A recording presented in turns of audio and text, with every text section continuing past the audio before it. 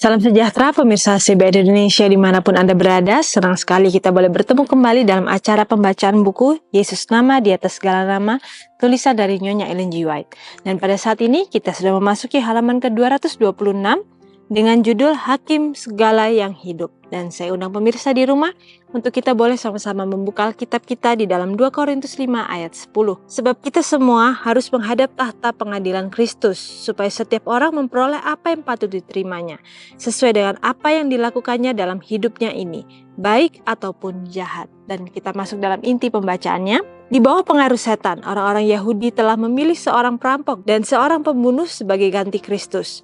Dan bersama kumpulan itu mereka telah mengikatkan diri mereka bagi penghakiman hari yang terakhir. Pilatus berkata sambil menunjuk kepada Kristus, "Lihatlah rajamu." Tetapi dengan suara lantang para imam kepala dan penguasa berteriak, "Enyahkan dia, enyahkan dia, salibkan dia." Kata Pilatus kepada mereka, "Haruskah aku menyalibkan rajamu?" Jawab imam-imam kepala, "Kami tidak mempunyai raja selain daripada Kaisar." Yohanes 19, 14 dan 15. Dan Pilatus menyerahkan dia yang kepadanya ia nyatakan tidak dapati kesalahan apapun untuk dicambuk, hukuman yang paling kejam dan tanpa belas kasihan yang dapat diberikan kepada manusia. Ya, jadi bagaimana di sini? Dari ayatnya sudah diberitahukan kepada kita bahwa kita setiap orang itu akan menghadap tahta pengadilan Kristus. Tidak ada satu orang pun yang akan terluput dari pengadilannya. Karena semua orang harus memperoleh apa yang sudah mereka tabur. Jadi bagaimana di sini kembali kita diingatkan bahwa ketika kita melakukan suatu hal, kita harus ingat bahwa pada akhirnya kita harus mempertanggungjawabkan setiap perbuatan kita. Dan hendaklah setiap perbuatan kita itu kita lakukan berdasarkan dari firman Tuhan. Karena ketika kita melakukan sesuatu berdasarkan dari firman Tuhan, kita berusaha sebaik mungkin, sebisa kita untuk melakukan hal-hal yang benar dalam kehidupan kita sesuai dengan apa yang Tuhan sudah tunjukkan melalui firman-Nya ini. Di saat itulah kita akan melihat bahwa kita akhirnya pun akan menuai hal-hal yang baik dan benar sesuai dengan apa yang kita tabur. Tetapi ketika kita hanya menabur hal-hal yang mementingkan diri kita sendiri, hal-hal yang bersifat duniawi yang menjauhkan kita dari Tuhan, maka jangan kaget kalau kita nanti pun maka jangan kaget atau terheran ketika kita juga menuai hal yang sama dan bahkan akan jauh lebih buruk lagi daripada apa yang kita sudah tanamkan. Jadi bagaimana di sini?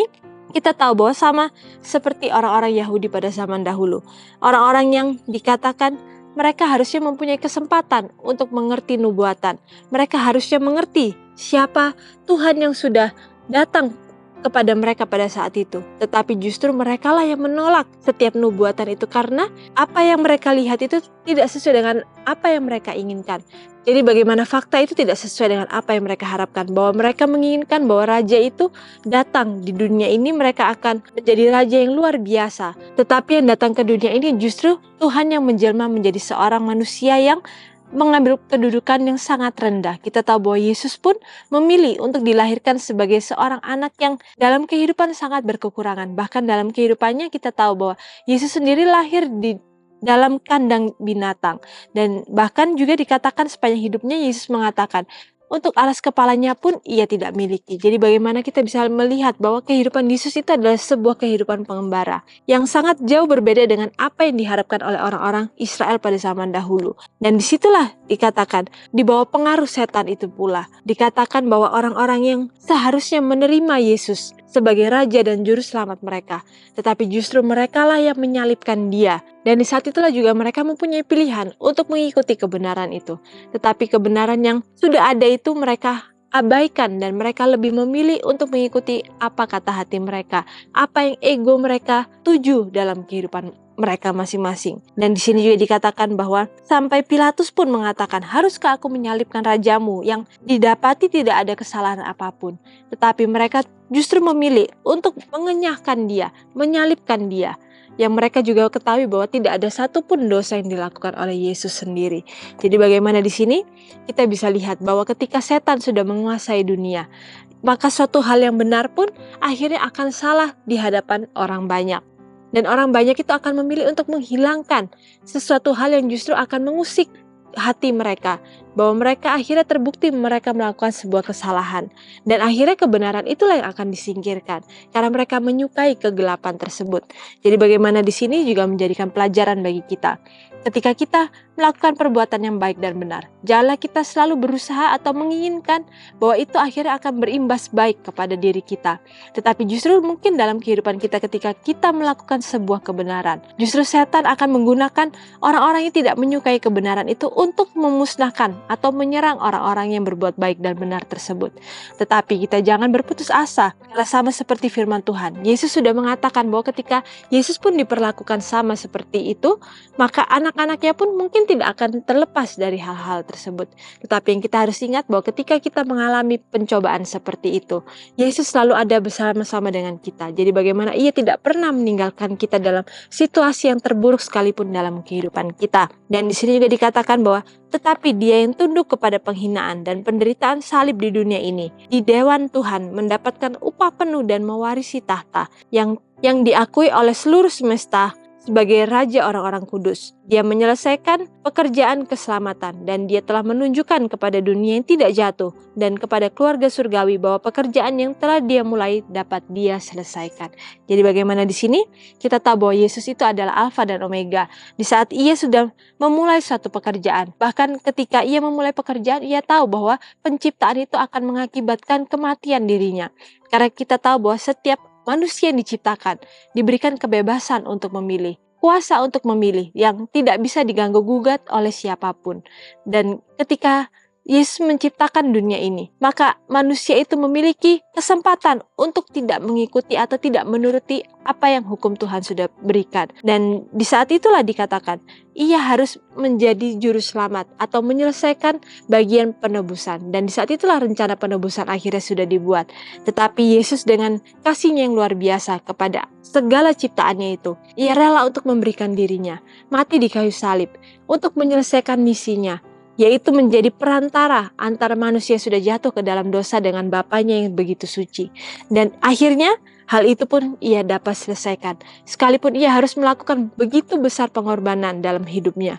Bagaimana ia harus memberikan dirinya dalam suatu hal yang sangat menyedihkan dari ketika ia lahir sampai kepada kematiannya.